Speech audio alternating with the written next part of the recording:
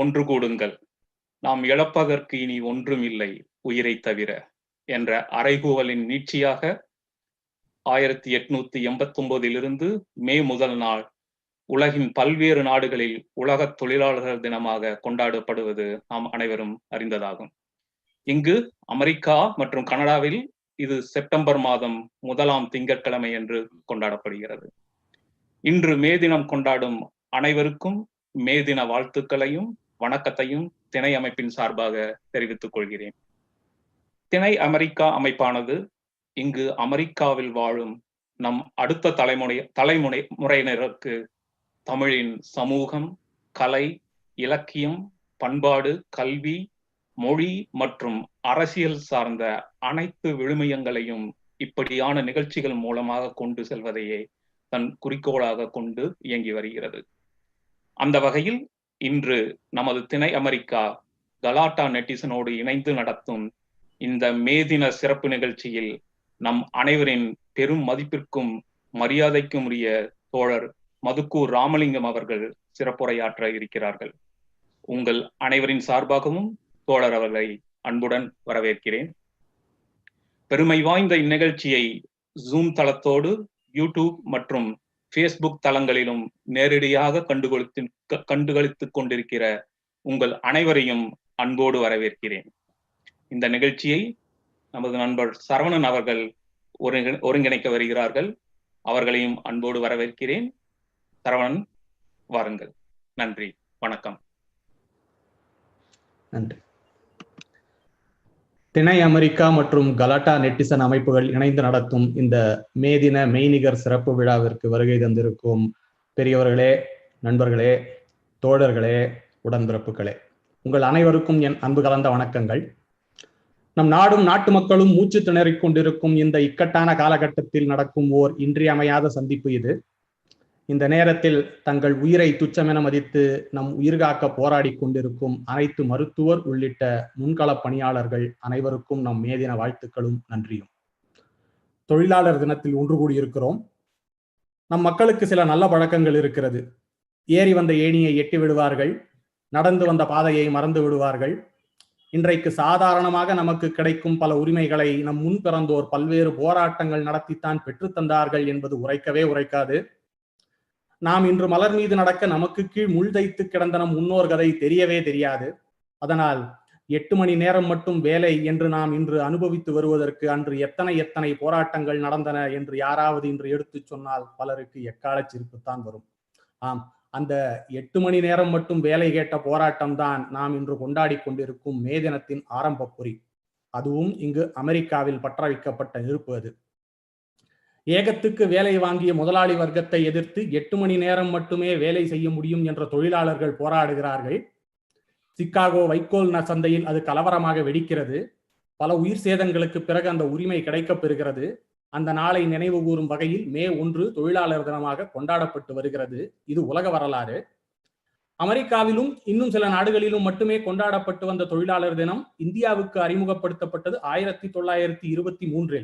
அறிமுகப்படுத்தி செங்கொடி ஏந்தி ஊர்வலம் சென்றது ஒரு பச்சை தமிழர், நம் மலையபுரம் சிங்காரவேலர், இந்திய பொது உடைமை இயக்கத்தின் முன்னத்தி ஏர். அந்த மே தினத்தை தமிழ்நாட்டில் தொழிலாளர்களுக்கு விடுமுறையாக அறிவித்தவர் முதல்வர் அறிஞர் அண்ணா.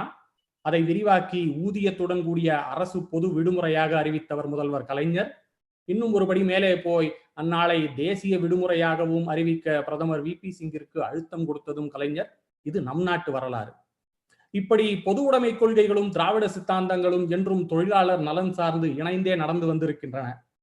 மே தின பூங்கா, சிங்காரவேலர் மாளிகை, தொழிலாளர் நலனுக்கு தனி அமைச்சகம், விவசாய தொழிலாளர் நல வாரியம், இரும்பென்றும் கரும்பென்றும் மக்கள் இரும்பூதெய்தினார்களே, அந்த துரும்பால் பணி நீக்கம் செய்யப்பட்ட சாலை பணியாளர்களையும் மக்கள் நல பணியாளர்களையும் மீண்டும் பணியில் அமர்த்தியது என்று சொல்லிக்கொண்டே போகலாம். நம் திராவிட பேரரசர்கள் தொழிலாளர்களுக்கு செய்துவிட்டு சென்றதை.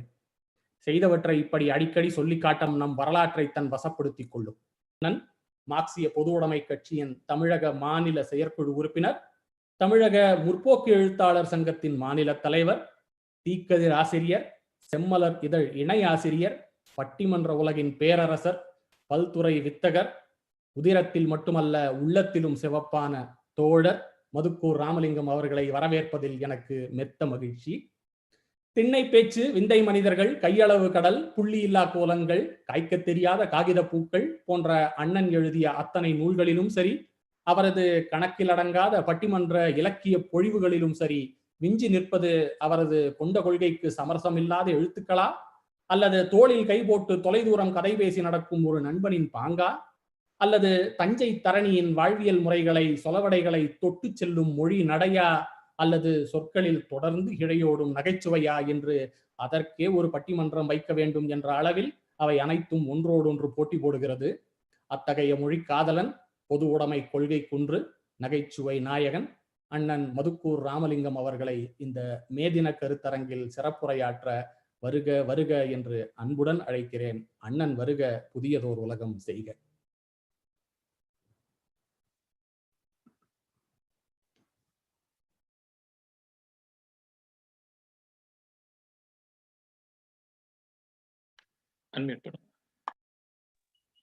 கேக்குதாங்க ஐயா? ஐயா இப்ப கேக்குதுங்களா? சரி, வணக்கம். எங்கள் வாழ்வும் எங்கள் வளமும் மங்காத தமிழென்று சங்கே முழங்கு, பொங்கு தமிழர்க்கு இன்னல் விளைந்தால் சங்காரம் நிஜமென்று சங்கே முழங்கு என்ற பாவேந்தரின் பாட்டு வரிகளை, அந்த வேட்டு வரிகளை இந்த இனிய பொழுதில் நினைவு கூர்ந்து, திணை அமெரிக்கா என்கிற நம்முடைய தமிழர்களுக்கான தனித்துவமான அந்த களம், அந்த தளம், இன்னும் சொல்ல போனா நான் தான் கேட்டேன், திணைங்கிறத நம்ம ரவி ஐயா மறைச்சுக்கிட்டு இருந்தாங்க, கீழே வந்து அது என்னன்னு கேட்டேன். தனித்துவ களம், தளம் என்று சொன்னார்கள். தமிழர்களுடைய தத்துவ களமாக, வாழ்வியல் களமாக விளங்கி கொண்டிருக்கிற ஒரு கருத்து களமாக இருக்கிற திணை, அதுபோல கலாட்டா நெட்டிசன்கள் இணைந்து இந்த உலக தொழிலாளர் தினம் என்று சொல்லப்படுகிற மே தினம், அந்த மே தினத்தை உலக தமிழர்களோடு சேர்ந்து கொண்டாடுவதிலே உள்ளபடியே நிறைந்த மகிழ்ச்சி. அத்துணை பேருக்கும் என்னுடைய மேதின நல்வாழ்த்துக்களை மீண்டும் மீண்டும் தெரிவித்துக் கொள்கிறேன். உண்மையிலேயே இந்த அமைப்புக்கு திணை என்ற பெயரை யோசித்தவரை நான் இங்கிருந்தே இறுக அணைத்து பாராட்டுகிறேன். ஏனென்றால் அந்த திணை என்கிற சொல் எதை சுட்டி நிற்கிறது என்றால் காலம், பொழுது. அது மட்டுமல்ல, அதோடு சேர்ந்து இடம், பொழுது, இரண்டையும் எது பிரிப்பதுதான், இணைப்பதுதான் இந்த திணை என்கிற சொல். நீங்க நம்ம படிச்சிருப்போம், அகிரிணை உயர்திணை. நம்ம எல்லாம் உயர்திணை அப்படின்னு அகிரிணை எல்லாம் சொல்ல, நம்ம தான் சொல்லிக்கிறோம். நீங்க உயர்திணை அப்படின்னு எல்லா விலங்குகளும் சேர்ந்த ஐயா நீங்க தாயா உயர்திணைன்னு நம்மள சொல்லல, நம்மளா சொல்லிக்கிறோம் நம்ம எல்லாம் உயர்திணை. விலங்குகள், தாவரங்கள் இதெல்லாம் வந்து அகிரிணை அப்படின்னு இது மனிதர்கள் பகுத்ததுதான். ஏன்னா மனுஷனை நம்ம தானே பேர் வச்சுக்கிட்டோம். நான் அடிக்கடி வேடிக்கையா சொல்றது உண்டு, பாம்புக்கு நம்ம தான் பாம்புன்னு பேர் வச்சிருக்கோமே தவிர நம்ம பாம்புக்கு பாம்புன்னு பேர் வச்சிருக்கிறது பாம்புக்கே தெரியாது. ஆனா தமிழ் சினிமாவில் பாத்தீங்கன்னா பாம்புக்கு நாகம்மா, நாகராஜா அப்படின்னு எல்லாம் சொன்னா பாம்பெல்லாம் தூக்கி பார்க்கும். அது உண்மையிலேயே அதுக்கு பாம்புன்னு கூட அதுக்கு பேர் வச்சது தெரியாது. ஆனா அதுக்கு நம்ம நாகம்மான்னு பேர் வச்சிருக்கோம், நாகராஜான்னு பேர் வச்சிருக்கோம். அறிவியல் சொல்லுகிற பாம்பு வேற, நம்ம உருவாக்கி வச்சிருக்கிற பாம்பு வேற. அதுலயும் சினிமாவில் பாத்தீங்கன்னா ஒரு படத்துல மலேசியா வாசுதேவன் நடிச்சிருப்பாரு, ஸ்ரீவித்யா அம்மா நடிச்சிருப்பாங்க. அந்த ஸ்ரீவித்யா போட்டு டெய்லி அடிப்பாரு மலேசியா, அந்த படத்துல சொல்றேன். உடனே இந்த பாம்பு என்ன செய்யும், இந்த பாம்புக்கு ஒரு கொண்ட பால் ஊத்திக்கிட்டு இருப்பாங்க.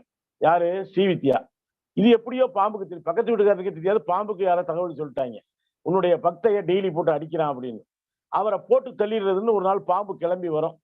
கிளம்பி வந்து படுக்கைக்கு கீழே ஒளிஞ்சிருக்கும். எடுத்தவொன்னு அட்டாக் பண்ணக்கூடாதுன்னு ஒரு கொரில்லா தாக்குதல் நடத்துறதுக்காக இருக்கும். அந்த நேரம் கதவை திறந்துக்கிட்டு மனைவி வருவாங்க. பாம்பு வந்து என்ன செய்யும், இவர் காலுக்கு நேரம் படம் எடுத்து ரெடியா கொத்துறதுக்கு ரெடியா இருக்கும்.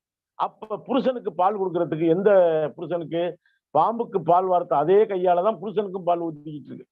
அது படக்குன்னு குமிவாக ஒரு ரெட்டை வட சங்கிலியில தாலி தெரியும். உடனே பாம்பு யோசிக்கும், ஆஹா தப்பு பண்ண பார்த்தமையா, கொத்திருந்தோம்னா நம்ம பக்தை இல்ல தாலி எடுத்துருவா அப்படின்னு சொல்லிட்டு, அந்த நேரத்துலதான் தமிழ் இயக்குனருடைய, நீங்களும் ஹாலிவுட்ல எத்தனையோ படத்தை எடுத்து அனுப்புறீங்க, அப்படியே பாத்தீங்கன்னா டைரக்ஷன் பிச்சு பெடல் எடுத்துருவாரு. அநேகமா ராமநாராயணன் நினைக்கிறேன். அவரு பாம்பை காட்டுவாரு, தாலியை காட்டுவாரு, அப்படியே காட்டி காட்டி நம்ம கூட சீட்டு குணிக்கு வந்துருவோம். எதுக்கு இதை சொல்றேன்னு சொன்னா, நம்ம அகிரிணை உயிர்திணைன்னு வச்சிருக்கோம். தமிழர்கள் நிலத்தை பிரித்தார்கள், குறிஞ்சி, முல்லை, மருதம், நெய்தல், பாலை என்று. ஆனா பாலை என்பது தமிழ்நாட்டுல எப்பவுமே கிடையாதுங்க. பாலை என்கிற ஒரு நிலமே தமிழ்நாட்டில் ஒருபோதும் கிடையாது. சில சமயங்களிலே கோடை வருகிற பொழுது, வறட்சி வருகிற பொழுது, பஞ்சம் வருகிற பொழுது இந்த நால்வகை நிலமும் பாலையாக திரியுமே தவிர நிரந்தரமான பாலைவனம் என்று ஒன்று நம் தமிழ் நிலத்தில் இல்லவே இல்லை. ஆனா இன்னைக்கு அந்த பாலை நிலம் எல்லா வகை நிலமும் பாலையாக மாறிக்கொண்டிருக்கிற சூழலை இன்றைக்கு பார்த்து கொண்டிருக்கிறோம். பாத்தீங்கன்னா இங்க கூட தமிழ்நாட்டுல தேர்தல், இங்க தம்பி சரவணன் நல்ல வார்த்தைகளை நம்பிக்கையோடு சொன்னார். விடிகிற பொழுது தமிழ்நாட்டிற்கு நல்ல பொழுதாக விடியட்டும் என்று சொன்னார். நாமும் அந்த நம்பிக்கையோடு தான் தமிழ்நாடும் காத்திருக்கிறது, உலகத் தமிழர்களும் காத்திருக்கிறார்கள். அதுல என்னன்னா, இந்த தேர்தல் பூரா எங்க பார்த்தாலும் மண்ணின் மைந்தருக்கு வாக்களியுங்கள். நான் ஒரு ஆளை கேட்டேன், மண்ணின் மைந்தர்னு சொல்றாங்களே, அவர் என்னையா செஞ்சாரு இந்த மண்ணுக்குன்னு கேட்டேன். ஒண்ணும் இல்லைங்க, தொகுதிக்கு வந்து 5 லோடு மண்ணாவது அல்லாம போக மாட்டாரு, அதனால தாங்க அவருக்கு மண்ணின் மைந்தர். இவரை பார்த்தாலே மண்ணு கதறுதுங்க, எங்க அள்ளி கொண்டு போயிருவாரோ அப்படின்னு சொல்லி. இன்னைக்கு ஒரு பாலைவனமாக நம்முடைய தமிழ் நிலம் மாறிக்கொண்டிருக்கிறது. மரியாதைக்குரிய அன்பு சகோதரர் ரவி அவர்கள் வரவேற்றார். சரவணன் வந்து அற்புதமாக மார்க்ஸையும் பாவேந்தரையும் இணைத்து இந்த மேதின வாழ்த்துக்களை சொன்னார். தம்பி இளமாறன் தொடர்ந்து என்னை தொடர்பு கொண்டு அவர் அண்ணேன்னு அழைக்கிற பொழுதே எனக்கு தம்பி ஒரு தம்பி இல்லையே என்கிற குறை போய்விடும். ஏன்னா நான் எங்க வீட்டுல கடைக்கோடி பிள்ளை, கடைக்குட்டி. அது கூட வாரியார் சாமி சொல்லுவாரு, உங்க வீட்டுல நீ எத்தனாவது பிள்ளைடா அப்படின்னு பையனை பார்த்து கேட்டாராம். அவன் ஐயா சாமி நான் கடைசி அப்படின்னானாம். அதை நீ முடிவு பண்ணக்கூடாது, உங்க அப்பாவை அம்மா தான் முடிவு பண்ணணும், நீயா கடைசின்னு முடிவு பண்ணிடாதரா அப்படின்னு சொன்னாராம். அதனால நான் வந்து இப்ப கடைக்குட்டி பிள்ளை ஒரு அண்ணன் என்று அழைக்கிற பொழுது இந்த அண்ணா அந்த ஒற்றை சொல்ல தானங்க அண்ணா மொத்த தமிழர்களையும் இணைத்தார்.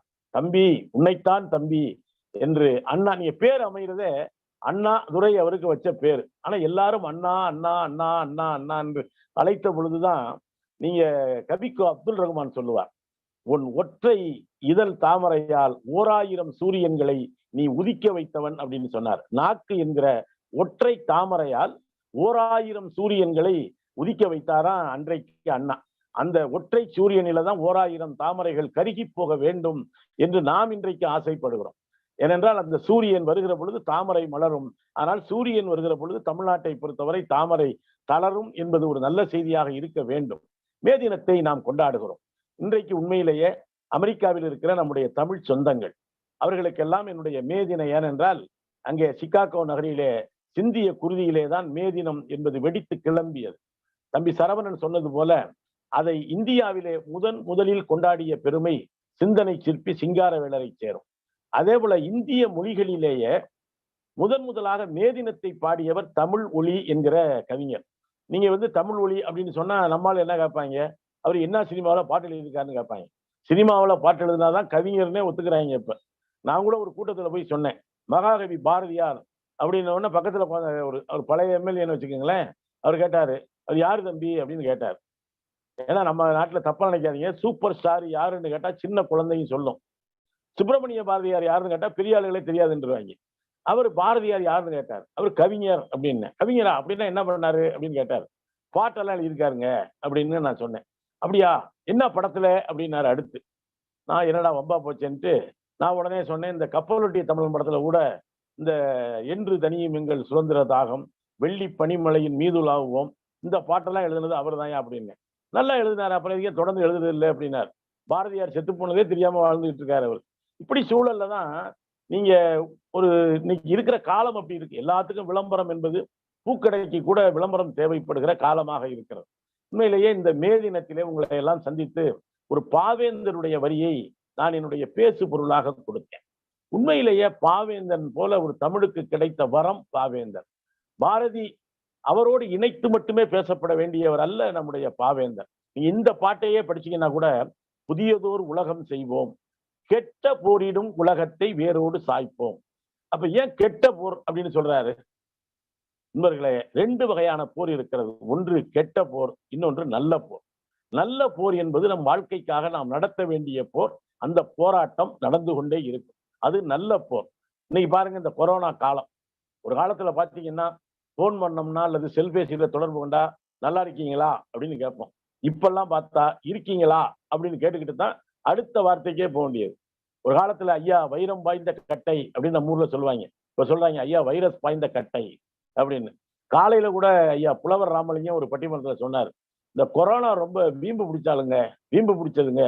ஏங்க அதான் வீட்டுக்குள்ள வராதுங்க, போய் கூட்டு வந்தாதாங்க வீட்டுக்குள்ள வர்றோம் அப்படித்தானே சொல்றாங்க. அதுவா வீட்டுக்குள்ள வருது? நம்ம போய் கூட்டு வந்தாதான். இந்த கொரோனா வந்த பிறகு உலக வரலாற்றை கிமு கிபிங்கிற மாதிரி கோமு கோப்பின்னு தான் எழுத வேண்டியிருக்கு. எல்லாத்தையும் பாத்தீங்கன்னா வாழ்க்கையே மாறி கிடக்கிற ஒரு சூழலில உலகமே பாருங்க, எல்லா நாடுகள்கிட்டையும் அணு ஆயுதம் இருக்கு. இந்த உலகத்தை 500 தடவை அழிக்கிற அளவுக்கு நம்மிடம் அணு ஆயுதங்கள் எல்லா நாடுகளும் வைத்திருக்கிறோம். ஆனா ஒரு கண்ணுக்கு தெரியாத வைரஸை ஒழிக்கிறதுக்கு நம்மகிட்ட மருந்து கிடையாது. அதுக்கு இவ்வளவு நாளா போராடிக்கிட்டு இருக்கோம். ஏதோ கண்டுபிடிச்சு இந்த தடுப்பூசி வந்திருக்கு, நல்லது. ஆனால் என்னுடைய பார்வையில் நண்பர்களே, ஒரு அணுகுண்டை விட ஒரு குப்பையிலே காய்த்து கிடக்கிற பூசணிக்காய் அர்த்தம் உடையது. ஏன்னு சொன்னா அது பசி ஆற்றும், அது உயிர்களை அழிக்கும். நீங்க இன்னொரு உலகப் போர் வருமானு சில பேர் கேட்கிறாங்க. நான் ஒரு ஊர்ல போய் ஒரு கிராமத்துல அணு ஆயுத ஆபத்தை பத்தி பேசிக்கிட்டு இருந்தேன். அணுகுண்டு போட்டா உலகமே அழிஞ்சிருமியா, கரப்பாம்பூச்சி மட்டும்தான் இருக்கும், உலகமே அழிஞ்சிரும்னு. அந்த ஊர்ல பஸ்ல தங்கிட்டு காலையில வர்றப்ப டீ கடையில் நிக்கிறப்ப, ஐயா நைட்டு நீங்க தானே பேசுறீங்க அப்படின்னாரு. ஆமாங்க ஐயா அப்படின்னு. நைட்டு சொன்னீங்களையா உலகம் அழிஞ்சிருமாயா அப்படின்னாரு. நீ அழியக்கூடாது தானே பேசிக்கிட்டு இருக்கேன், என்னையா உலகத்தை அழிக்கணும்னு சொல்றியா அப்படின்னு சொன்னேன். அழியணுமியா அப்படின்னாரு. என்னடா இவ்வளவு விரக்தியா இருக்கானா நீ, ஏயா அப்படின்னு கேட்டேன். அந்த ஆளு தொலையட்டுமியா அப்படின்ட்டு போயிட்டாரு. பக்கத்தால கேட்டேன், ஏங்க இப்படி பேசுறாருன்னு. இல்ல ஊரு பூரா கடன் வாங்கி வச்சிருக்கான், அந்த உலகம் அழிஞ்சா கடன் கொடுத்தவங்க பூரா செத்துருவான்னு இவன் நினைக்கிறான், ஏதோ இவன் மட்டும் தப்பிச்சிருங்கிற மாதிரி. அந்த மாதிரி இன்னைக்கு அணு ஆயுதம் இல்லாத ஒரு உலகத்தை உருவாக்க வேண்டிய மிகப்பெரிய தேவை இருக்கு. இந்த பாவேந்தருடைய பாட்டை தொடர்ந்து படிச்சு வச்சீங்கன்னா அவர் சொல்லுவாரு, உணர்வெனும் கடலிடை அயர்வினை எரிப்போம். எவ்வளவு அற்புதமான வரி பாருங்க. உணர்வெனும் கடலிடை அயர்வினை எரிப்போம், இதயமெல்லாம் அன்பு நதியினில் நினைப்போம், இது எனது என்னும் ஓர் கொடுமையை தவிர்ப்போம்பா. உலகமெல்லாம் இங்க அமெரிக்காவினுடைய மிகப்பெரிய சிந்தனையாளன் புரட்சியாளன் மார்ட்டின் லூதர் கிங், அவருடைய பொன்மொழிகள், காந்திய வழியிலே நின்றவர். காந்தியை பத்தி சொல்லுகிற பொழுது நம்முடைய தேச தந்தை காந்தி என்று கொண்டாடுகிறோம். இன்றைக்கு உலகமே நெல்சன் மண்டேலாவில இருந்து மார்ட்டின் லூதர் கிங்ல இருந்து காந்தியினுடைய அந்த அகிம்சையை கொண்டாடுகிறார்கள். நம்ம தான் வன்முறையை பேசுறோம். ஆனா உலகமே இன்னைக்கு காந்திய திரும்பி பார்க்குது. நான் ஒரே ஒரு குரல் சொல்றேன். மார்ட்டின் லூதர் கிங் தான் சொல்றாரு, மன்னிப்பு என்பது வாழ்வில் ஒரு முறை சொல்ல வேண்டிய வார்த்தை அல்ல, அது அன்றாடம் பின்பற்ற வேண்டிய நடைமுறை அப்படி என்று சொல்றாரு. நீங்க நமக்கு தெரியும், விவிலியத்தில் ஒரு அருமையான வார்த்தை உண்டு, ஒரு கன்னத்தில் அறைந்தால் மறு கன்னத்தை திருப்பி காட்டு. நான் உங்களை மன்னிப்பது போல நீங்க மற்றவங்களை மன்னிங்க அப்படின்னு இயேசு பிரான் சொல்லி இருக்கிறார். இங்க டால்ஸ்டாய் உலகத்தினுடைய மிகச்சிறந்த நாவலாசிரியர், மிகச்சிறந்த சிந்தனையாளர். அந்த டால்ஸ்டாய் அகிம்சைய பேசுறார். காந்தியும் டால்ஸ்டாய் இருந்துதான் அகிம்சையை தெரிஞ்சுக்கிட்டேன்னு சொல்றாரு. காந்தி கேட்டாரு, நீ எங்கேயா அந்த அகிம்சையை பிடிச்ச அப்படின்னாரு. அகிம்சை அற்புதமான வார்த்தைங்க. ஒரு முறை பிரிட்டிஷ் பிரதமர் வின்சன் சர்ச்சில் போய் கேட்டாங்க, நீங்க யாரையோ சுட்டு தள்ளிட்ட, தூக்குல போட்ட, இந்த காந்தியை பார்த்தா மட்டும் ஏயா பம்முற அப்படின்னு கேட்டிருக்காங்க. நான் அவ்வளவு பெரிய ஆளா, அவரு கையில என்ன கேப்டன் பிரபாகரன் மாதிரி துப்பாக்கி வச்சிருக்காரா, வேற எதுவும் வச்சிருக்காரா அப்படின்னு கேட்டா சர்ச்சில் சொன்னானா, உங்க காந்தி இருக்கார மோசமான ஆளியா, அந்த ஆளு பீரங்கி எடுத்தா அதை விட மோசமான பீரங்கி எடுத்து அந்த ஆளை சுட்டு போடுவேன், அந்த ஆளு கை எரிகுண்டை எடுத்தா அதை விட பெரிய குண்டா போட்டுருவேன், அந்த பொக்கை வாய் கிழவன் புன்னகையை அல்லவா ஆயுதமாக ஏந்துகிறான், அதற்கு நிகரான ஆயுதம் எதுவும் எங்களிடம் இல்லையே என்று சொன்னாராம். அந்த கிழவனை பார்க்கிற பொழுதெல்லாம் சிலுவையிலே மாண்டு போன இயேசுவை பார்க்கிற மாதிரியே இருக்கிறது, இயேசுவை நாங்கள் எப்படி தண்டிக்க முடியும் என்று சர்ச்சிலை சொல்ல வைத்தவர் மரியாதைக்குரிய மகாத்மா காந்தி அவர்கள். மார்ட்டின் லூதர் கிங் அவர்கள் கூட அந்த காந்தியிடம் இருந்துதான் அகிம்சையை பெற்றதாக சொல்லுகிறார். நெல்சன் மண்டேலாவும் காந்தியிடம் இருந்துதான் நாம் அந்த அறத்தை கற்றுக்கொண்டேன். நண்பர்களே, தொழில் தர்மம்னு சொல்றோம். அறம் என்பது நம்ம தமிழ் உலகத்துக்கு கொடுத்திருக்கிற அற்புதமான ஒரு வார்த்தை. நீங்க யோசிச்சு பாத்தீங்கன்னா, டால்ஸ்டாய்ட்ட காந்தி கேட்டாரு, அகிம்சையை எங்கிருந்து பெற்றீர்கள்னு.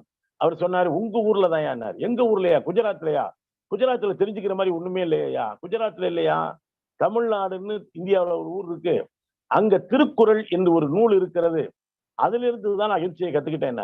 காந்தி கேட்டார், அது என்ன குறள் என்று. நமக்கு எல்லாருக்கும் தெரிந்த குறள் தான். அந்த கோணத்துல நம்ம பார்த்திருக்க மாட்டோம். என்னன்னா, எல்லாரும் ஒண்ணு மன்னிப்பு கொடுன்னு சொன்னாங்க. ஆனா நம்முடைய வள்ளுவன் மட்டும்தான் சொன்னான், இன்னா செய்தாரை ஒருத்தல் அவர் நாண நன்னயம் செய்து விடல். உனக்கு ஒருவன் தீங்கு செய்தால் அவனை எப்படி நீ வெட்கப்பட வைக்க முடியும் என்றால் அவனுக்கு நல்லது செய்ய, நல்லது செஞ்சா அவனே வெட்கப்படுவான். இப்படி மனுஷனுக்கு போய் நம்ம கெட்டது செஞ்சு விட்டோம்யா, இப்படி எவனா உலகத்துல சிந்திச்சிருக்கானா? வள்ளுவன் தான் சிந்திச்சான். இங்க கூட சரவண சொன்னார், அவருடைய கலர் எல்லாம் மாத்த பாக்குறாங்க. அதெல்லாம் மாத்த முடியாதுங்க. 1330 குறள். இங்க சுனாமி வந்த பொழுது நீங்க மரியாதைக்குரிய முத்தமிழ் அறிஞர் கலைஞர் உருவாக்கிய அந்த 133 அடி உயர சிலை, நீங்க சுனாமி வந்து வள்ளுவனுடைய காலைத்தான் தொட்டுவிட்டு போனதை தவிர முடியை தொட்டதே இல்லை. ஆனா நீங்க திருக்குறள், தமிழனுடைய முகவரி அடையாளம் என்பது திருக்குறள். அந்த திருக்குறள் இந்த இந்த காலத்துல ஒரு குறள் வந்து எனக்கு ரொம்ப பிடிச்சதுங்க. நான்லாம் சாதாரண எளிய குடும்பத்தில இருந்து வந்தவன். மதிய உணவு சாப்பிட்டு தான் நாங்கெல்லாம், ஒருவேளை அந்த மதிய உணவு இல்லைன்னா பள்ளிக்கூடத்துக்கே போகாம மாடு மேய்க்க போயிருக்கலாம். மாடு மேய்க்கிறது ஒன்றும் கெட்ட தொழில் கிடையாதுங்க, நல்ல தொழில் தான். இன்னும் சொல்ல போனா இருக்கிற தொழிலையே ரொம்ப கஷ்டமான தொழில் மாடு மேய்க்கிற தொழில். நீங்க இன்னைக்கு அமெரிக்காவில் இருந்தீங்கன்னா கூட அந்த தெரிஞ்சிருக்கும். அது நான்லாம் வந்து இந்த 10th ஃபெயிலா போயிடுவோம் அப்படின்னு பயந்துக்கிட்டு மாடு மேய்க்க ஆரம்பிச்சிட்டேன். நீங்க மாடு மேய்க்கிறது பத்தி யோசிச்சீங்கன்னா, இந்த பசுமாட்டையும் எருவு மாட்டையும் சேர்த்து மேய்க்கிற மாதிரி ஒரு கஷ்டமான தொழில் எதுவுமே கிடையாதுங்க. ஏன்னா அதனுடைய நோக்கம் ஒரு மாதிரி இருக்கும், இதுடைய நோக்கம் இது ஒரு பக்கம் போகும், அது ஒரு பக்கம் போகும். ரெண்டையும் பேலன்ஸ் பண்றது 2 நாடுகளிடையே சமாதானம் பண்ற மாதிரி இருக்குன்னு வைங்களேன். எதுக்கு சொல்றேன்னா, அந்த பள்ளிக்கூடத்துல மதிய உணவுக்காக நாங்க நிக்கிற போது 2 குறள் சொல்லுவோம். அகர முதல எழுத்தெல்லாம் ஆதி பகவன் முதற்றே உலகு. அடுத்த குறள் என்ன அப்படின்னா, பகுத்து உண்டு பல்லுயிர் ஓம்புதல் நூலோர் தொகுத்தவற்றுள் எல்லாம் தலை என்ப குறள். நான் என்ன நினைச்சுக்கிட்டேன், கோதுமை அமெரிக்காவில இருந்து நம்ம கோதுமை எல்லாம் கொடுத்து விட்டதா சொல்லுவாங்க. இந்த பால் கோதுமை எல்லாம், இந்த கோதுமையை நீயே தின்றாத, அடுத்தவனுக்கு குடுறன்னு சொல்றதுக்கு தான் வள்ளுவர் எழுதி வச்சிருப்பார் போயிருக்கு. மதிய உணவுக்காக கோதுமை உப்புமாவுக்காக அன்னைக்கே நம்ம தாத்தன் வள்ளுவன் யோசிச்சிருக்கான்னு நான் நினைச்சேன். இப்பதாங்க தெரியுது, மனிதா, இந்த உலகம் உனக்கு மட்டும் உரியது அல்ல. இந்த உலகத்திலே இருக்கிற கோடிக்கணக்கான, ஏன் கோடிகளும் கோடிக்கணக்கான உயிர்களுக்கும் இந்த உலகம் சொந்தமானது. அதை அழிக்க உனக்கு எந்த உரிமையும் இல்லை. இயற்கையோடு இயைந்து வாழ பழகிக்கொள். அதனாலதான் சொல்லியிருக்கான், பகுத்து உண்டு பல்லுயிர் ஓம்புதல் நூலோர் தொகுத்தவற்றுள் எல்லாம் தலை. அப்ப என்ன புதியதோர் உலகம்னா என்ன? இப்போது இருக்கிற வன்முறையற்ற ஆயுதமற்ற உலகத்தை அன்பு என்கிற ஆக்சிஜனால் நிரப்ப வேண்டியிருக்கு. எங்க ஊர்ல எல்லாம் பாத்தீங்கன்னா ஆக்சிஜன் கிடைக்கிறதே பெரும்பாடா இருக்கு. அன்னைக்கு பாத்தீங்கன்னா நிலத்தை வித்தாங்க, தண்ணியை வித்தாங்க. இப்ப பாத்தீங்கன்னா ஆக்சிஜனுக்கு வரிசையா நின்றுகிட்டு இருக்காங்க. மூச்சு திணறுது, நாட்டுக்கும் திணறுது, நமக்கும் திணறுது. இது ஒரு பக்கம் இருக்குன்னு வைங்களேன். அன்பு நாள், மார்ட்டின் லூதர் கிங்கும் அதான சொன்னாரு, வெறுப்பை ஒருபோதும் வெறுப்பால் அழிக்க முடியாது, அதற்கு சிறந்த ஆயுதம் அன்புதான் சொன்னார். இந்தியா குறித்து மார்ட்டின் லூதர் கிங் எவ்வளவு பெருமையா சொல்லியிருக்காரு தெரியுமா? உங்களுக்கு தெரிஞ்சதுதான், இருந்தாலும் உங்களுக்கு நினைவுபடுத்துறேன். நம்முடைய தாய் திருநாடு இந்தியா குறித்து மார்ட்டின் லூதர் கிங் சொன்னார், நான் மற்ற நாடுகளுக்கு ஒரு பயணியாக போகிறேன், ஆனால் இந்தியாவுக்கு வருகிற பொழுது ஒரு யாத்ரீகனாக, ஒரு பக்தனாக, ஒரு ஆலயத்துக்கு வருகிற பக்தனை போல நான் இந்தியாவுக்கு வருகிறேன் சொன்னார். ஏன் அப்படி சொன்னாருன்னா, இந்தியா உலகத்திற்கு தந்திருக்கிற அந்த அருட்கொடை, அறம் என்கிற பண்பு, குறிப்பாக தமிழர்கள் திரை கடல் ஓடியும் திரவியம் தேடு.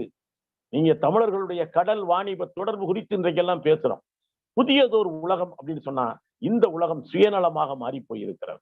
அதே மார்ட்டின் லூதர் கிங் தான் சொல்றா, மற்றவர்களை பற்றி நீ என்ன கவலைப்படுகிறாய் என்பதை பொறுத்தே இந்த உலகம் உன்னை பற்றி மதிப்பிடும். நம்ம என்ன செய்யறோம்? நீங்க இன்னைக்கு வந்து நிறைய தொடர்புகள் வந்து நினைச்சு பார்த்தா ஆச்சரியமா இருக்கு. ஒரு காலத்துல அமெரிக்காவுக்கெல்லாம் எஸ்டிடி போட்டு கேக்குதா கேக்குதான்னு கத்திட்டு கிடப்பாங்க. இப்ப பாருங்க, ஒரே நேரத்துல அமெரிக்காவின் பல்வேறு திசைகளிலே இருந்து, நீங்க அமெரிக்கானால எனக்கெல்லாம் சினிமா பார்த்து பார்த்து அமெரிக்கா மாப்பிள்ளை தாங்க ஞாபகம் வரும். பொதுவா அமெரிக்கா மாப்பிள்ளை பூரா ஒரு சோப்பலாங்கியா தான் இருப்பாங்க. அமெரிக்காவில் எவ்வளவு அறிவு இருந்தா தானே அமெரிக்காவுக்கு போய் பிழைக்கிறீங்க. ஆனா தமிழ் சினிமாக்காரங்க பாத்தீங்கன்னா அமெரிக்கா மாப்பிள்ளைன்னா அது பெரும்பாலும் வெள்ளையாத்தான் காட்டுவாங்க. ஏன்னா கருப்பர்களை அமெரிக்காவில, கருப்பர்களுடைய நாடுதான் அது அடிப்படையில. ஆனா அமெரிக்கா மாப்பிள்ளை வெள்ளையா இருப்பாங்க, பெரும்பாலும் மீச வச்சிருக்க மாட்டாங்க, அமெரிக்கா மாப்பிள்ளைன்னு கொண்டு வருவாங்க. அந்த கதாநாயகனை பொறி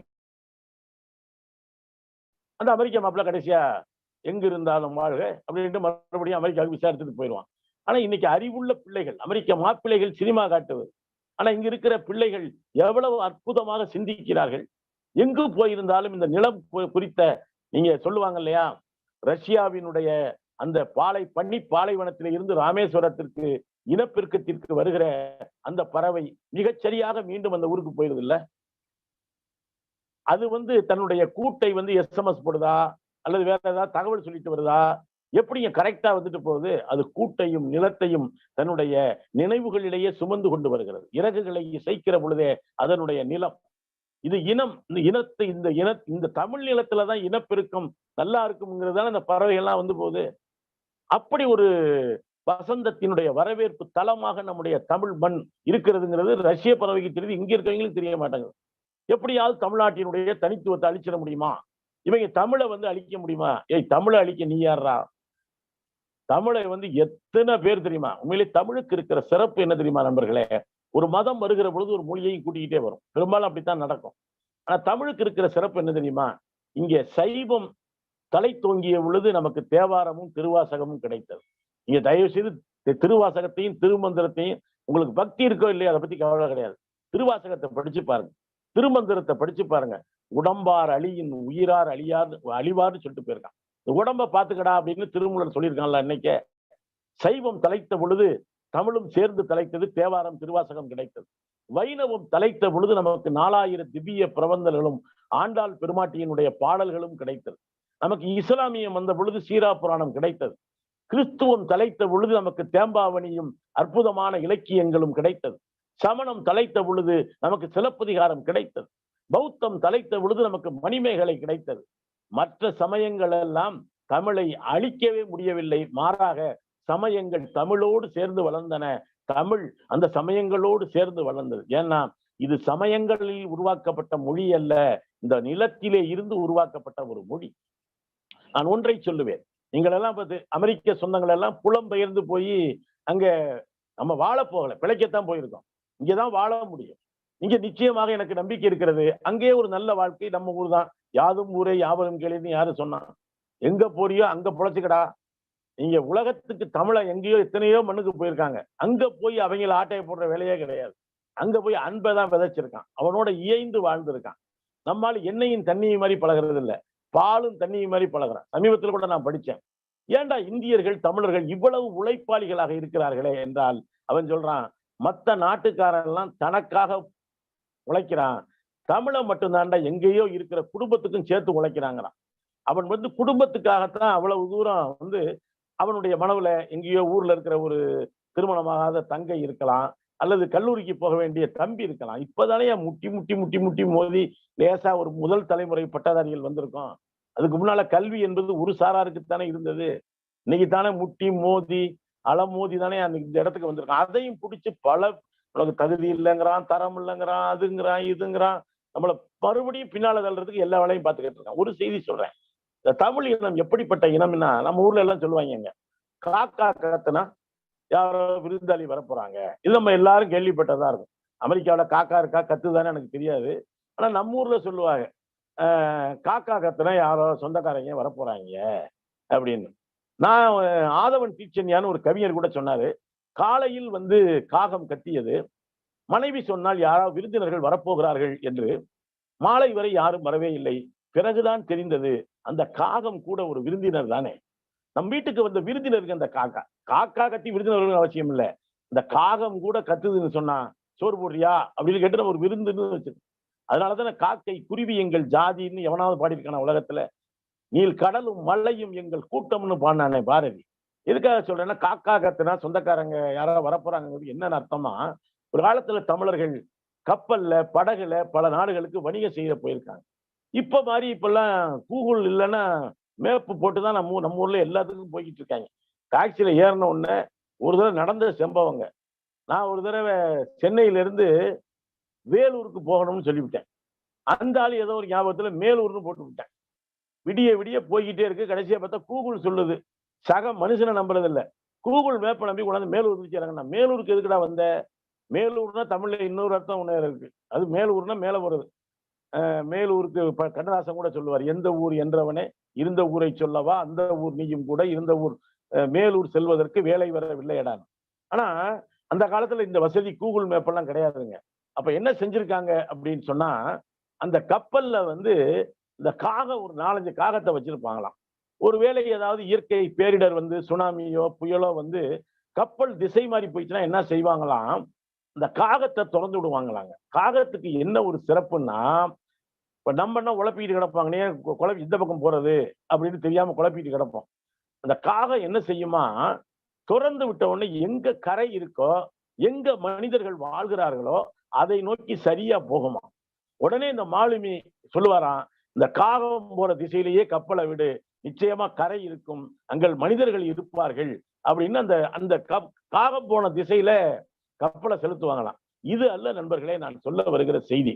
ஒரு ஒற்றை காகம் தனித்து பறந்து வந்தால் தமிழ்நாட்டின் கடற்கரையில் இருந்தவர்கள் சொல்லுவார்களாம், ஒரு ஒத்த காக்கா வருது, உறவினர்கள் வருகிறார்கள். ஒரு திசை மாறிய கப்பல் நம் ஊருக்கு வரப்போகிறது. அதில் இருப்பவர்கள் பசியோடும் பட்டினியோடும் வருவார்கள். அவர்களுக்கு உணவு தயாரியுங்கள் என்பதற்காகத்தான் தமிழன் அன்றைக்கு சொல்லி இருக்கிறான், காகம் கத்தினால் உறவினர்கள் வரப்போகிறார்கள். வரப்போறவர் அமெரிக்காக்காரரா ஆஸ்திரேலியாக்காரரா தெரியாது. ஆனா பசியோடு வருபவன் என் உறவினன் என்கிற சொல்கிற அறம் இருக்குல்ல, இந்த அறம் தாங்க தமிழை இன்றைக்கு வரை பாதுகாத்து கொண்டிருக்கிறது. அதனால தானே செம்புல பெயல் நீர் போல் அன்புடை நெஞ்சம் தாம் கலந்தனவே. எந்த நாட்டையும் குறைச்சு சொல்லல, எல்லா நாடும் அதன சிறப்புடைய நாடுகள் தான். ஆனா நீங்க கொலம்பஸ் எதுக்காக அமெரிக்காவை கண்டுபிடிச்சாரு? நீங்க அதை விடுங்க, புதியதொரு உலகம்னு நான் சொன்னேன். இந்த உலக உருண்டை நம்ம ஹெட்மாஸ்டர் ரூம்ல எல்லாம் நம்ம படிக்கிற காலத்துல வச்சிருப்பாரு.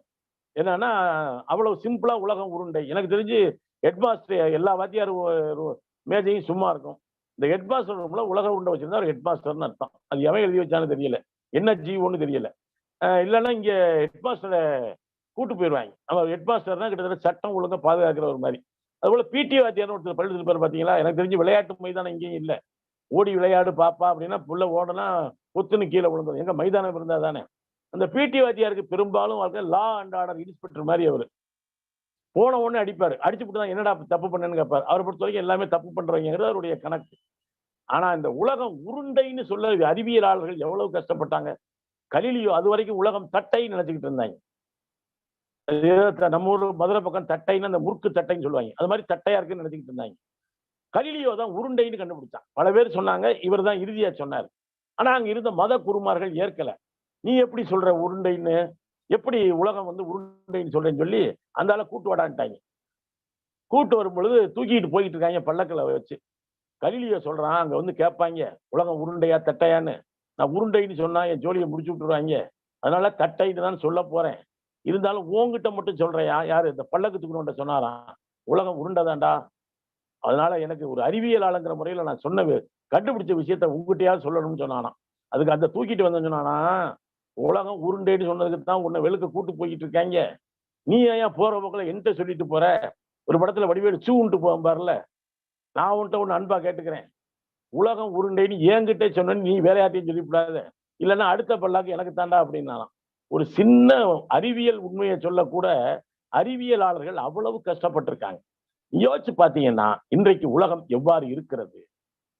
அன்பு இருக்கா? நீங்க படிச்சிருக்காங்க, படிப்பு வேற அறிவு வேறங்க. நம்ம வள்ளுவன் தாங்க சொன்னா, அறிவினார் ஆகுவது உண்டோ பிரிதின் நோய் தன்னோய் போல் நோக்கா கடை. இதுக்கு என்ன அர்த்தம்? பின்னால சில பேர் பாத்தீங்கன்னா எம்ஏ எம்ஏ எம்ஏ எம்ஏன்னு 8 எம்ஏ 5 PhD எல்லாம் போட்டுருவான். அது கிடையாதுங்க அறிவு. எவன் ஒருவன் துன்பப்படுகிற மனிதனை நோக்கி உதவிக்கரம் நீட்டுகிறானோ அதுதான்டா அறிவுன்னா. இதானங்க தமிழுக்கு இருக்கிற சிறப்பு. எதிரா அறிவுன்னு கேட்டா, எவன் ஒருவன் அழுகிற கண்களை நோக்கி விரல்களை நீட்டி துடைக்கிறானோ அது அவன் தாண்டா அறிவாளிங்கிறான். இப்படி உலகத்துல எந்த இலக்கியம் பேசியிருக்கு? எனவே நண்பர்களே, இந்த உலகத்துல பாத்தீங்கன்னா ஆயுதங்கள் நிறைய குவிச்சு வச்சிருக்கான். அதனாலதானே சொன்னாரு மார்ட்டின் லூதர் கிங் கூட, நம்பிக்கைகளை விதைத்துக் கொண்டே இருந்தான் அந்த மனிதன்.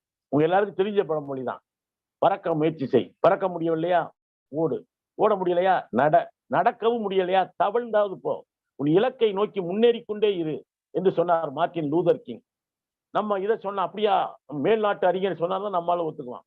ஆனா இங்கே சொன்னானையா வள்ளுவன், வெள்ளத்தனைய மலர் நீட்டம் மாந்தர்தம் உள்ளத்து அணையது உயர்வு.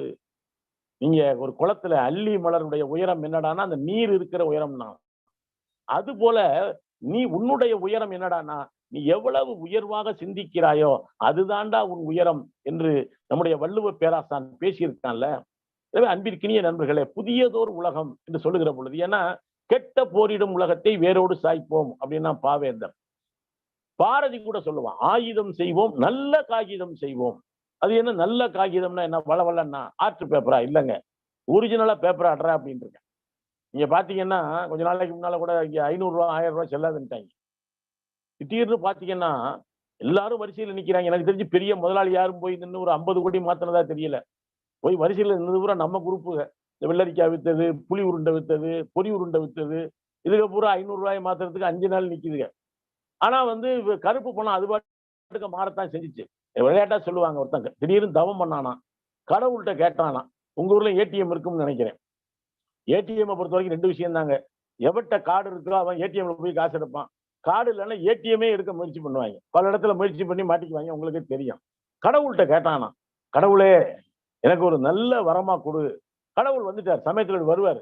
வந்து என்னடா வரம்னு கேட்டாராம். எப்ப நல்லா நான் இருக்கிற இடம் நல்லா குளு குளுன்னு இருக்கணும். பக்கத்திலேயே பெரிய பண பொட்டி இருக்கணும் அப்படின்னு இருக்கான்.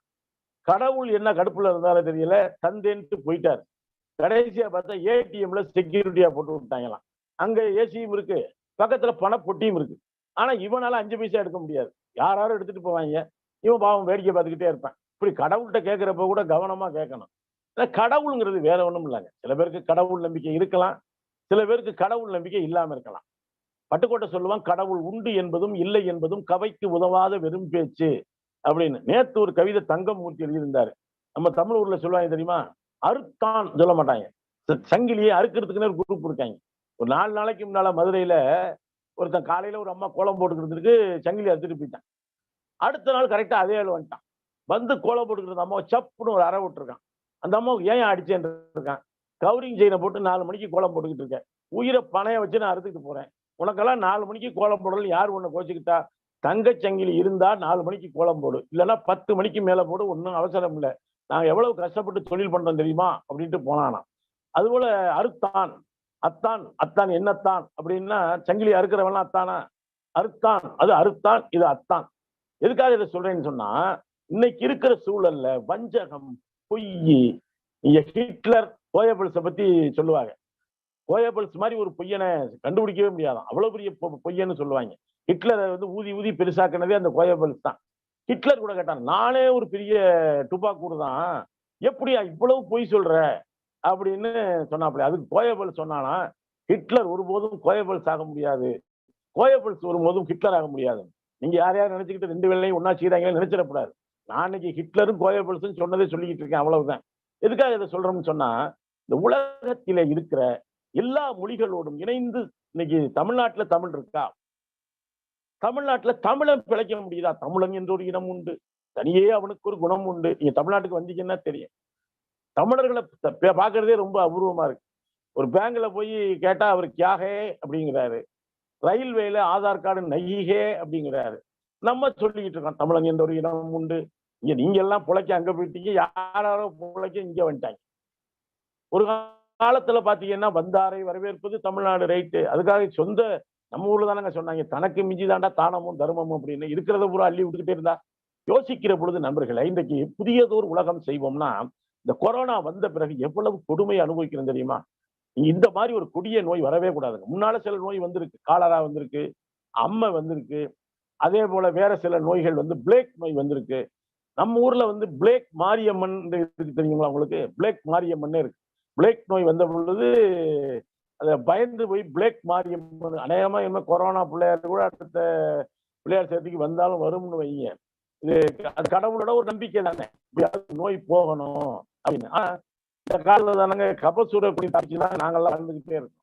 காய்ச்சலுக்கு ஏதோ ஒரு வகையில மருந்து சொல்லியிருக்காங்க, கபசுர குடி, பாதி அப்படின்னெல்லாம் சொல்லி வச்சிருக்காங்க நம்மால். அதையெல்லாம் விட்டுட்டு நம்மால் மாத்திரையா போட்டுக்கிட்டு இருக்க, மாத்திரை யாத்திரை போற மாதிரி. எனவே அன்பிற்கினிய நண்பர்களே, புதியதோர் உலகம் செய்வோம் என்று நாம் பேசுகிற பொழுது அடுத்தவனை சுரண்டாத, சமமாக எல்லாரும் மதிக்கப்படுகிற ஒரு உலகத்தை, ஒரு பொன்னுலகத்தை, அங்க தம்பி சரவணன் சொன்னார் பாருங்க, இழப்பதற்கு எதுவும் இல்லை அடிமை சங்கிலிகளை தவிர, பெறுவதற்கோ ஒரு பொன்னுலகம் இருக்கிறது.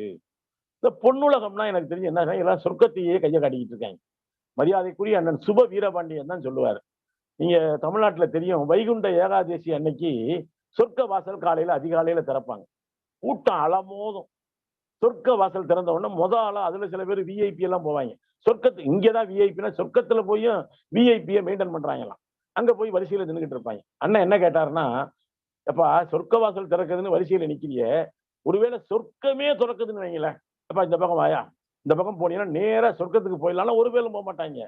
அவனுக்கு தெரியும் வாழ்கிற வாழ்க்கை தாண்டா சொர்க்கம் அப்படின்னு. நாங்க பள்ளிக்கூடத்துல படிக்கிற காலத்துல விளையாட்டா சொல்லுவாங்க, ஒரு வாத்தியார் சொர்க்கம் நரகம் பத்தி பாடம் நடத்தினாராம். பாடம் நடத்தி விட்டு, சொர்க்கம்னா என்ன அப்படின்னா, அங்க வந்து சோமபானம் சுரபானம், மக்களுக்கு எங்க போனாலும் சரக்கு ஞாபகம் தாங்க. நீங்க இந்த எல்லாமும் ஓடி இருக்கு இந்த கேள்விப்பட்டா நீங்க? பாண்டிச்சேரி அடைச்சிருக்கு, தமிழ்நாடு திறந்து இருக்குங்க. நம்மால பாண்டிச்சேரியில எவ்வளவோ இருக்கு. ஆனா நம்ம தமிழ்நாட்டுக்காரங்களுக்கு பாண்டிச்சேரினாலே ஒரு ஞாபகம் தான் வரும். பாண்டிச்சேரி பக்கத்துல படிச்சேன், காரைக்கால் பக்கத்துல. ஒரு தடவை சுற்றி நாங்க பசங்களா சேர்ந்து அங்க காரைக்கால ஒரு நண்பரை கேட்டேன், ஐயா இந்த ஊர்ல சுத்தி பாக்குற மாதிரி என்னையா இருக்குது? அதனால எங்களுக்கு பார்த்து திறந்துருவாங்க, ஒரு பெக்க போடு அதே சுத்தம், நீ பாட்டுக்கு கிளம்பிடலாமியா அப்படின்னாரு. அந்த சுத்து கிடையாது. ஏன் சொல்றேன்னு சொன்னா, நம்ம ஆளு சோமபானம் சுறாபானம்னு அங்க இருக்குன்னு நினைச்சுக்கிட்டு இருக்காங்க. சரி வேற என்னையா இருக்கும்? இங்க ரொம்ப ஊர்வசி பூரா ஆடிக்கிட்டே வாங்கியா, ஜாலியா இருக்கலாம்யா, இதான் சொர்க்கத்துக்கு டெமோனேஷன். இதெல்லாம் என்னையா செய்யணும்? இங்க பொம்பளைய பார்க்காம தண்ணி அடிக்க ஒழுங்கா இருந்தா அங்க போய் அங்க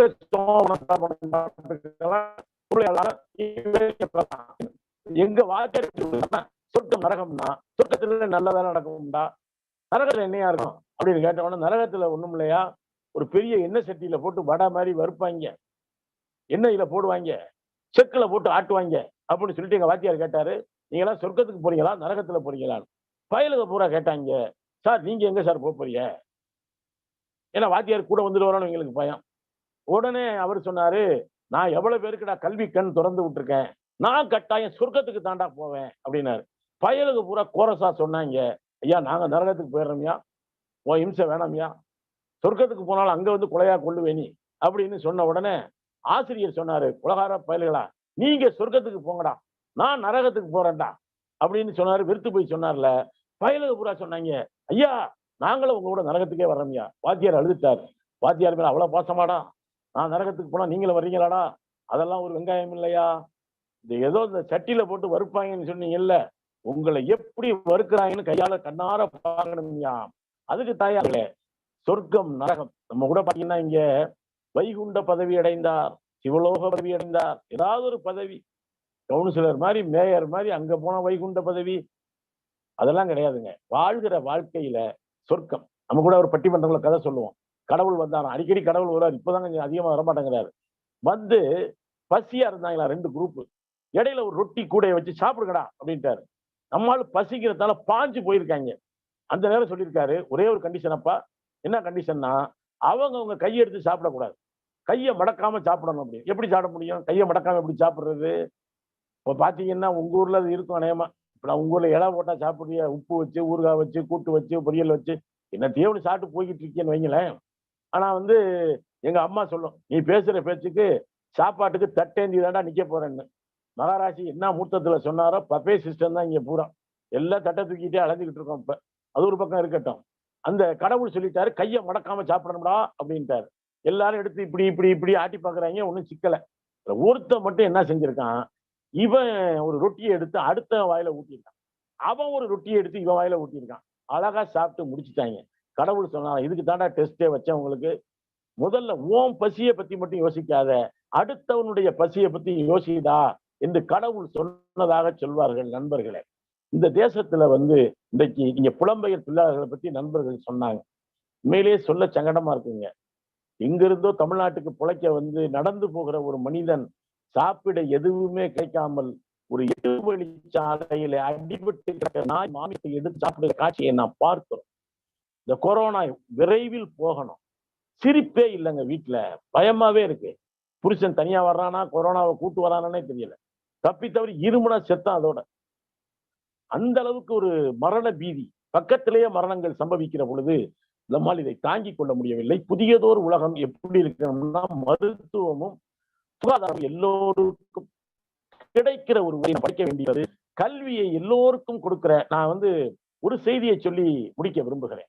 கல்வி தாங்க என்னும் எழுத்தும் கண் எனத்தகும் அப்படின்னு சொல்லி படிச்சவங்க இருக்கிறது தாண்டா கண்ணு, அது 2 வெறும் புண் என்று சொல்லிட்டு போனா நம்முடைய வள்ளுவ பெருந்தை. நான் ஒரு காலத்துல நம்மளை படிக்க விடலைங்களையா, இப்பதானையா படிக்கிறோம். யோசிச்சு பாருங்க, ஏகலைவன் கதை உங்களுக்கு தெரியும். ஏகலைவன் யாரு? ஒரு வேட்டுவன், ஒரு ஆதிவாசி, ஒரு ஒடுக்கப்பட்ட சமூகத்தை சேர்ந்தவன். இங்க துரோணர் அப்படின்னு ஒரு பெரிய குரு இருந்ததா சொல்லுவாங்க. அந்த துரோணர் இங்க இந்தியாவில் கூட துரோணாச்சாரியார் விருது அப்படின்னு எல்லாம் கொடுப்பாங்க. அந்த துரோணர் வந்து வில் வித்தை சொல்லி கொடுக்குறாரு. யாருக்குன்னா பாண்டவர்களுக்கும் கௌரவர்களுக்கும். ஏகலைவன் போய் கேட்கிறான், நானும் உங்க ஸ்கூல்ல சேர்ந்துக்கிறேயா அப்படிங்கிறாப்ல. துரோணர் கேட்கிறாரு, நீ என்ன கம்யூனிட்டின்னு கேட்கிறாரு. என்ன கம்யூனிட்டின்னு கேட்கிறாரு. அவன் சொல்றான், நான் வந்துங்க ஷெட்யூல்டு ட்ரைப்புங்க, பழங்குடிங்க அப்படிங்கிறான். உடனே அவர் சொல்றாரு, உன்னெல்லாம் சேர்க்க மாட்டோம்யா, நான் ராஜாக்களை மட்டும் தான் சேர்த்துக்கேன். ஏன்னா ஒரு பிராமணர் அடிப்படையில், நான் கதையை தான் சொல்றேன், வேற ஒண்ணும் சொல்லல. துரோணர் ஒரு பிராமணர், நான் வந்து இந்த சத்திரியங்களை மட்டும் தான் சேர்த்துக்குவேன் அப்படிங்கிறாரு. கடைசியா ஒரு நாள் டெஸ்ட் வைக்கிறாரு, மந்த்லி டெஸ்ட். அது என்னன்னா, இப்ப எப்படி சொல்றேன்னு தெரியல, எங்க ஊரா இருந்தா மதுரையில ஸ்கூல் இருக்கு, சிவகங்கையில நரி இருக்குன்னு வச்சுக்கலாம், உங்க ஊர்ல அதே மாதிரி பக்கத்துல வச்சுக்கோங்க. இங்க இருந்து அம்பு அடிக்கணும், ஒரு 50 கிலோமீட்டர் தாண்டி இருக்கிற நரிய போய் அது அந்த அம்பு குத்தணும். இதான் டெஸ்ட், மந்த்லி டெஸ்ட் வைக்கிறார். ஆளுக்கு அம்பு எடுத்து விடுறாங்க, ஆளுக்கு ஒரு பக்கமா போகுது. அர்ஜுனன் விட்ட அம்பு மட்டும்தான் கரெக்டா காட்டுக்குள்ள ஊளையிட்ட நரியினுடைய முதுகில போய் குத்தி இருக்கு.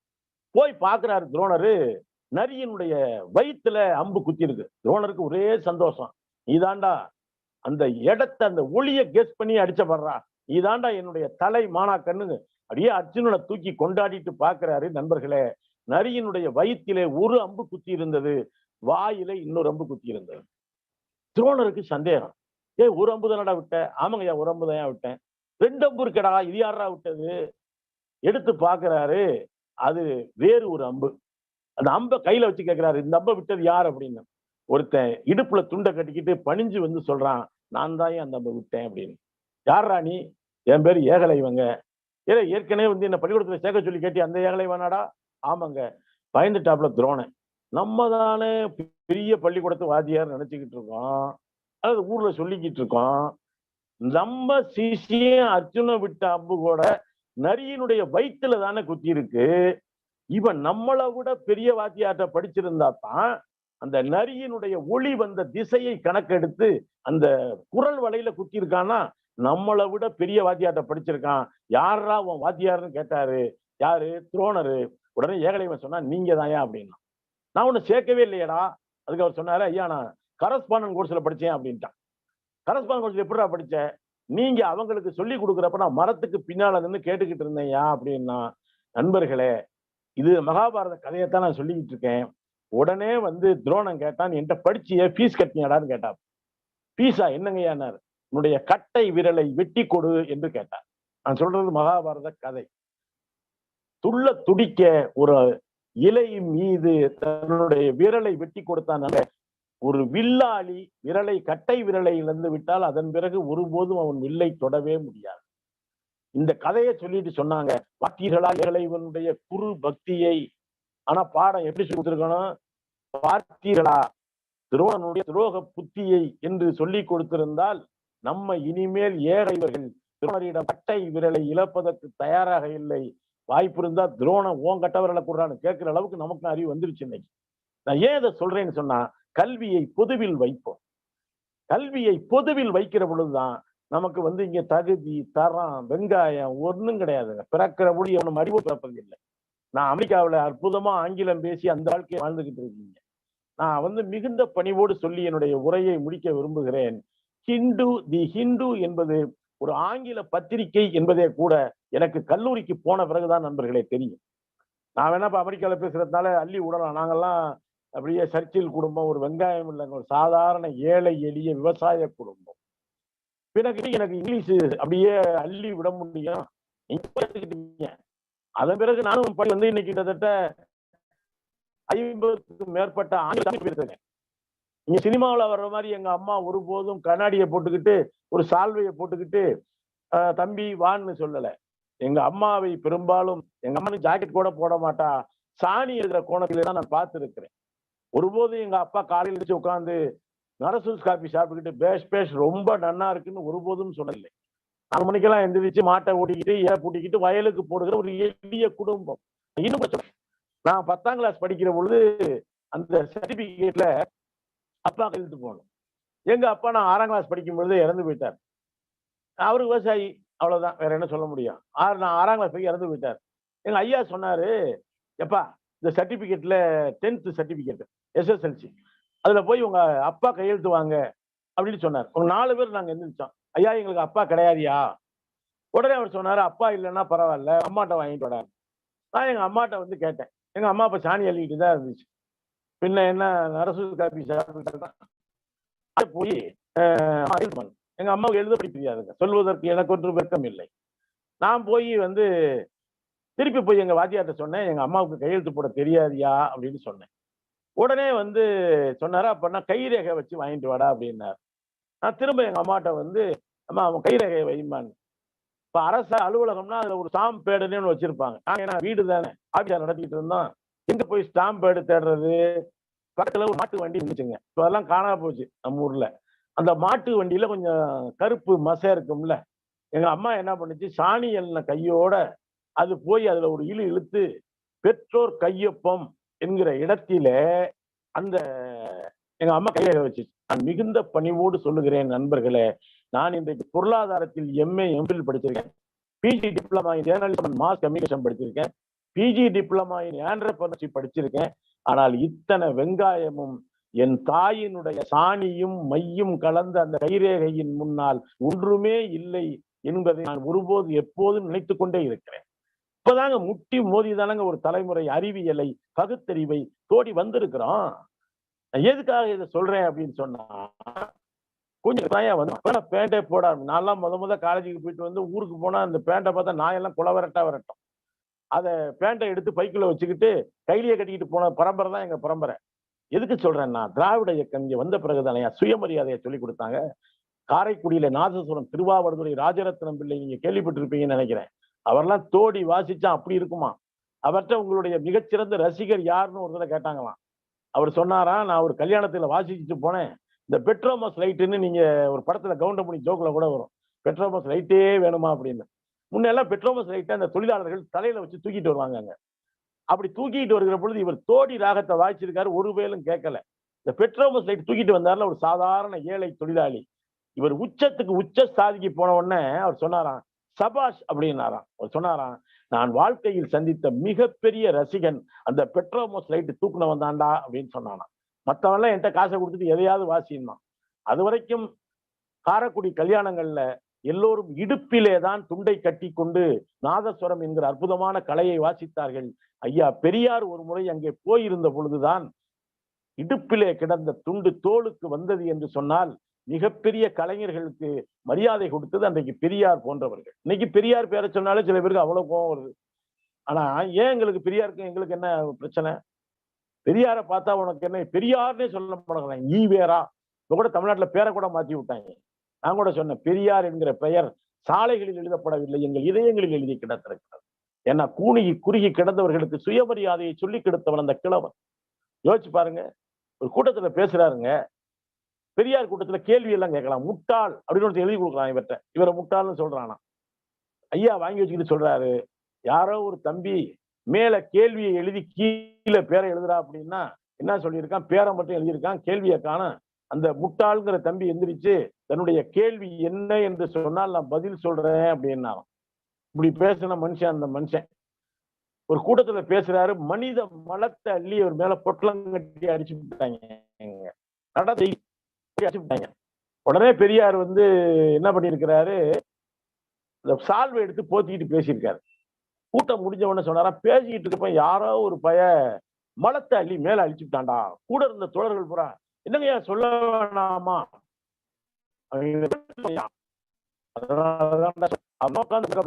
நான் உங்ககிட்ட சொல்லியிருந்தா கூட்டம் கலைஞ்சிருக்கோம் சொல்லிட்டு சொன்னாரா.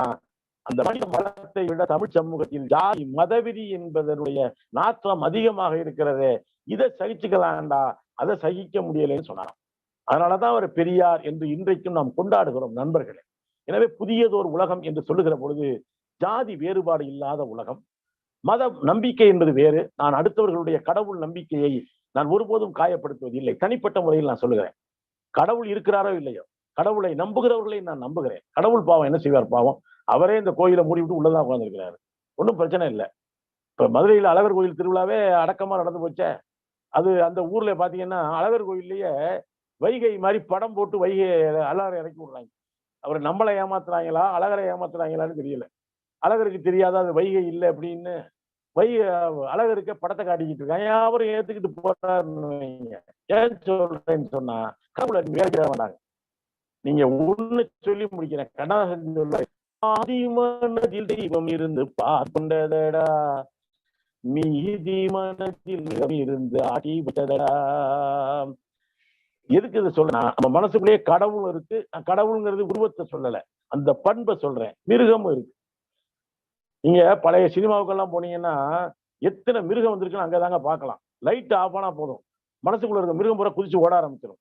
சில பேர் சிங்க மாதிரி கிளிருவாங்க, சில பேர் நெறி மாதிரி ஊழையிடுவாங்க, சில பேர் அடுத்த சப்புன்னு அடிச்சு விட்டு பேசாம உட்காந்துருவாங்க. கரண்ட் வந்த பிறகு பாத்தீங்கன்னா எல்லாரும் காந்தி, புத்தர், ஆப்ரஹாம் லிங்கன் மாதிரியே உட்காந்துருப்பாங்க. வெளிச்சம் வந்தோடனே மனுஷன் சரியாயிட்டான்னு அர்த்தம்.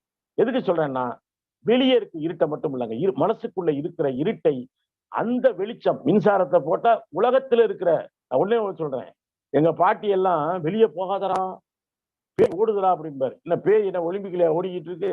இப்ப எங்க ஊர்ல போய் கேட்டேன், என்ன பாட்டி பேயெல்லாம் காணுமேன்னு. எல்லாம் கரண்ட் கம்பியில அடிபட்டு செத்து போச்சுறாங்க. நமக்கு தான் கரண்ட் ஷாக் அடிக்கும்னா பேய்க்கு ஷாக் அடிக்குது பாருங்க.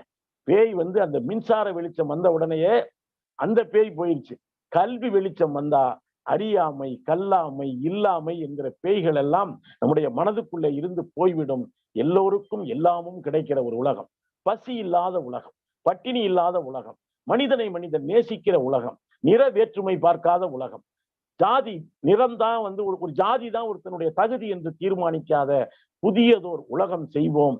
கெட்ட போரிடும் உலகத்தை வேரோடு சாய்ப்போம் என்று சொல்லி, நண்பர்களே, நாம் விலங்குகளிடமிருந்தும் இயற்கையிடமிருந்தும் நிறைய கற்றுக்கொள்ள வேண்டி இருக்கிறது. விளையாட சொல்லுவாங்க, இந்த மிருக காட்சி சாலைக்கு போனானா சிங்கத்தை பார்க்கறதுக்கு, அந்த அன்னைக்கு பார்த்தா சிங்கம் வெளியே வரல. உடனே இவன் கேட்டிருக்கிறான், என்னங்க சிங்கத்தை காணுமேன்னு.